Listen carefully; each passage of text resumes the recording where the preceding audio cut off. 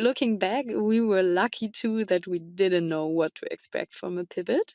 I think we were a bit naive and we thought, yeah, we just pivot to B2B easy. Potential customers asking to try your product is a fantastic, usually, sign that your product is working. We were super lucky that we started B2C because since we started in the B2C market, we understood the B2C user in the first place. And I mean, nowadays we are not only B2B, right? We are actually a B2B2C solution. And I think what's tough for a lot of B2B companies is that they understand in the first place the company and the persona they are selling to. But in the second place, they usually have a harder time to understand the end customer, which is usually the employee, and they are super far away from these.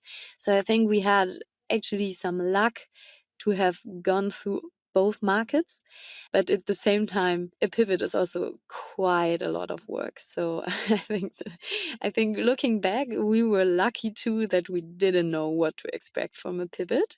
I think we were a bit naive and we thought, yeah, we just pivot to B2B easy, and we had no idea how much work this would be. What was the hardest part? In the beginning, we thought we could just take our digital product, which we had developed already for 12 months, and could just apply it in the B2B context. But we learned very early on that we had to completely shift the product. So what we've done, we actually kind of eliminated everything we had, and we started from scratch. So after 12 months into the startup journey, we completely started a new product from the ground to build it for the B2B market, and realize now we are not selling anymore just to the users, but we are selling to a company. So we have to actually address two kind of customers. I think that was one of the hardest parts, to restart again, and also selling a product in the first months that actually didn't exist. Like really, we were selling a product that just existed on mock-ups. That felt for me, as someone who loves to control everything in life, didn't feel so good in the beginning, but it was a very good learning for all of us and also for me personally. And I think then the second part was definitely the sales aspect. So we had no clue that B2B sales is such a huge thing. And I think it was good that we were a bit naive because we just started selling, me and my co-founder. In the first year, we relied completely on founder sales, which was also a good learning for us because we were close to the clients.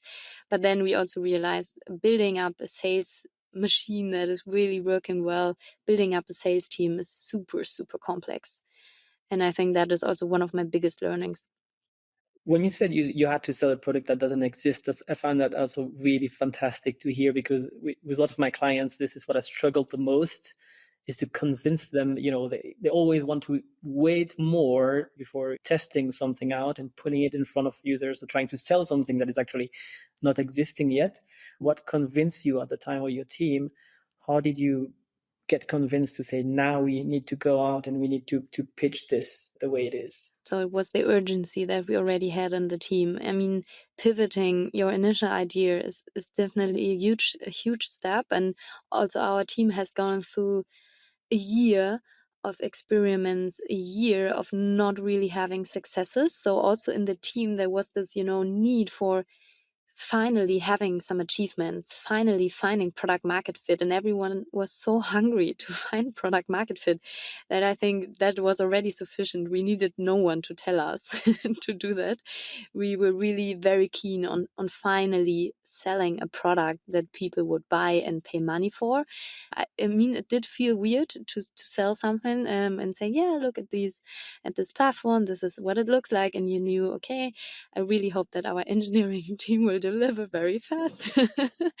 And so I think that was a good experience. But at the same time, I think what was also very clear to us is, we have invested so much effort and also engineering time and capacity into the B2C solution, where we've built a beautiful B2C product, while then, realizing that no one pays for it.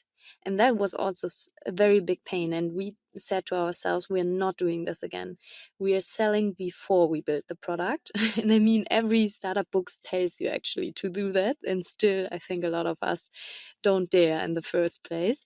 And that was a very helpful and painful experience that made us sell then before building the product. And we said, we only invest our engineering resources once we have the proof that someone wants this product, and not just one person, but better 3 companies than one company, and better 10 companies.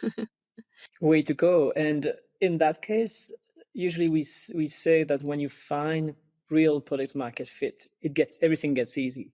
That easy, or numbers that you were expecting to go up are really, you cannot miss them.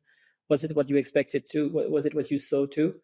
Yeah, definitely. So the first year was actually crazy, and I think probably we were also lucky with the timing a bit. I think there are a lot of things always coming together when a startup has this spike of revenue. So what we saw, or what we achieved, is that we built up 1 million of ARR within the first 12 months, and all of that with me and my co-founder doing sales plus 1 sales executive. So it was a super basic setup, and that was for us enough proof that there is a market out there, that there is a need out there. So yeah, that was very incredible to see, especially coming from a B2C product and market that was not bringing any revenue. If you found this part interesting, listen to the full episode to learn what helped Likeminded makes the decision to pivot from B2C to B2B after a year into the business. When do you know you found a product market fit? Benefits of being data driven, the hardest part about setting up machine learning in a company, and how to switch from founder-led sales to global sales.